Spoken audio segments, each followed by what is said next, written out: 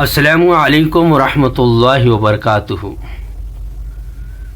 بسم اللہ الرحمن الرحیم۔ صرف 5 منٹ کا مدرسہ قرآن و حدیث کی روشنی میں 24 محرم الحرام اسلامی تاریخ۔ حضرت اسماعیل علیہ السلام۔ حضرت اسماعیل علیہ السلام حضرت ابراہیم علیہ السلام کے بڑے فرزند تھے۔ قرآن کریم میں ان کا تذکرہ 8 جگہوں پر آیا ہے۔ حضور صلی اللہ علیہ وسلم عرب کے مشہور اور باعزت خاندان قریش کا تعلق بھی انہی کی نسل سے ہے۔ پیدائش کے بعد حضرت ابراہیم علیہ السلام اللہ تعالیٰ کے حکم سے انہیں ان کی والدہ کے ساتھ بیت اللہ کے قریب چٹیل میدان میں چھوڑ کر چلے گئے تھے۔ جب کھانے پینے کا سامان ختم ہو گیا تو حضرت اسماعیل علیہ السلام کی تربیت و پرورش کے لیے اللہ تعالیٰ نے زمزم کا چشمہ جاری کر دیا جو آج تک موجود ہے۔ اتفاق سے بنو جرحم کا ایک قافلہ ادھر سے گزرا تو اس چشمے کو دیکھ کر حضرت حاجر علیہ السلام سے اس جگہ بسنے کی اجازت چاہی۔ اجازت ملتے ہی بیت اللہ کے آس پاس ایک بستی آباد ہو گئی۔ جب اللہ تعالیٰ نے حضرت ابراہیم علیہ السلام سے حضرت اسماعیل علیہ السلام کی قربانی طلب فرمائی تو دونوں بخوشی تیار ہو گئے اور باپ بیٹے کو قربان کرنے کے لیے چل پڑے۔ جب چھری گردن پر چلنے لگی تو اللہ تعالیٰ نے خوش ہو کر اس کی جگہ جنت سے دمبا بھیجا، پھر اس کی قربانی کی۔ چنانچہ اسی کی یاد میں عید الاضحیٰ کے موقع پر جانوروں کی قربانی کا سلسلہ ہمیشہ کے لیے جاری کیا گیا۔ پھر قبیلے بنو جرحم میں حضرت اسماعیل علیہ السلام کی شادی ہوئی۔ حضرت اسماعیل علیہ السلام نے 137 سال کی عمر میں وفات پائی۔ وہ اپنی والدہ ماجدہ کے پہلو میں حرم شریف میں دفن ہوئے۔ حضور صلی اللہ علیہ وسلم کا معجزہ عہد نامے کو کیڑے کے کھانے کی خبر دینا۔ جس وقت کفار قریش نے آپ صلی اللہ علیہ وسلم اور آپ صلی اللہ علیہ وسلم کے اصحاب رضی اللہ عنہم کا بائیکاٹ کر دیا تھا تو آپ صلی اللہ علیہ وسلم نے اس عہد نامے کے متعلق جس میں بائیکاٹ کے دفعات تھیں یہ خبر دی کہ اسے کیڑوں نے کھا لیا ہے اور اس میں صرف اللہ کے نام کو باقی چھوڑا ہے۔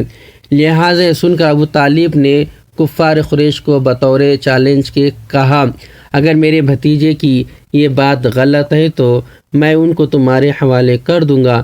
چنانچہ جب ان لوگوں نے اس عہد نامے کو دیکھا تو ویسا ہی پایا جیسا کہ خبر دی گئی تھی۔ ایک فرض کے بارے میں غسل کے لیے تیمم کرنا۔ قرآن میں اللہ تعالیٰ فرماتا ہے، اگر تم بیمار ہو جاؤ یا سفر میں ہو یا تم میں سے کوئی شخص اپنی طبعی ضرورت یعنی پیشاب پیخانہ کر کے آیا ہو یا اپنی بیوی سے ملا ہو اور تم پانی کے استعمال پر طاقت نہ رکھتے ہو تو ایسی حالت میں تم پاک مٹی کا ارادہ کرو یعنی تیمم کر لو۔ خلاصہ اگر کسی پر غسل فرض ہو جائے اور پانی استعمال کرنے کی طاقت نہ ہو تو ایسی صورت میں غسل کے لیے تیمم کر کے نماز پڑھنا فرض ہے۔ اور تیمم کا طریقہ یہ ہے کہ پہلے نیت کرے، پھر ایک مرتبہ دونوں ہاتھوں کو مٹی پر مار کر اپنے منہ پر پھیرے اور دوسری مرتبہ دونوں ہاتھوں کو مٹی پر مار کر کوہنیوں تک پھیر لیں۔ ایک سنت کے بارے میں خوشخبری سن کر دعا پڑھنا۔ رسول اللہ صلی اللہ علیہ وسلم جب کوئی خوشی کی بات دیکھتے تو دعا پڑھتے، الحمدللہ الذی بنعمتہ تتم الصالحات۔ تمام تعریف اللہ کے لیے ہے جس کی نعمتوں سے تمام اچھائیاں مکمل ہوتی ہیں۔ ایک اہم عمل کی فضیلت جمعہ کے دن سورہ کہف پڑھنا۔ رسول اللہ صلی اللہ علیہ وسلم نے فرمایا، جو شخص جمعہ کے دن سورہ کہف پڑھے گا اس کے لیے ایک جمعہ سے دوسری جمعہ کے درمیان ایک نور چمکتا ہوگا۔ ایک گناہ کے بارے میں اللہ کی آیتوں کو نہ ماننا۔ قرآن میں اللہ تعالیٰ فرماتا ہے، ہر اس جھوٹے گنہگار کے لیے بڑی تباہی ہوگی جو اللہ کی آیتوں کو سنتا ہے جب اس کے سامنے پڑھی جاتی ہیں، پھر بھی وہ تکبر کرتا ہوا اپنے کفر پر اسی طرح اڑا رہتا ہے گویا اس نے ان آیتوں کو سنا ہی نہیں۔ تو آپ ایسے شخص کو دردناک عذاب کی خبر سنا دیجیے۔ دنیا کے بارے میں جو کچھ خرچ کرنا ہے دنیا ہی میں کر لو۔ قرآن میں اللہ تعالیٰ فرماتا ہے، ہم نے تم کو جو کچھ دیا ہے اس میں سے خرچ کرو، اس سے پہلے کہ تم میں سے کسی کو موت آ جائے اور پھر موت کو دیکھ کر کہنے لگے، اے میرے رب تو نے مجھ کو اور تھوڑے دنوں کی مہلت کیوں نہ دی تاکہ خوب خرچ کر کے نیک لوگوں میں شامل ہو جاتا۔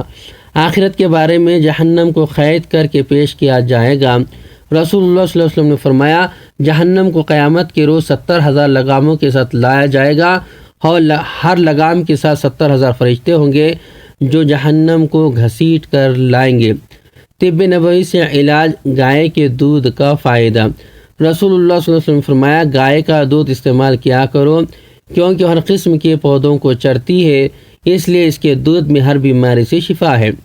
نبی صلی اللہ علیہ وسلم کی نصیحت۔ رسول اللہ صلی اللہ علیہ وسلم نے فرمایا اپنے مہمان کے ساتھ کھاؤ کیونکہ وہ تنہا کھانے میں شرم محسوس کرتا ہے۔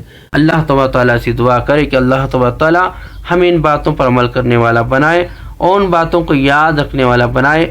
اگر مجھ سے کچھ خطا غلطی ہو گئی ہو تو میری کمنٹس کے ذریعے اصلاح فرما دیں۔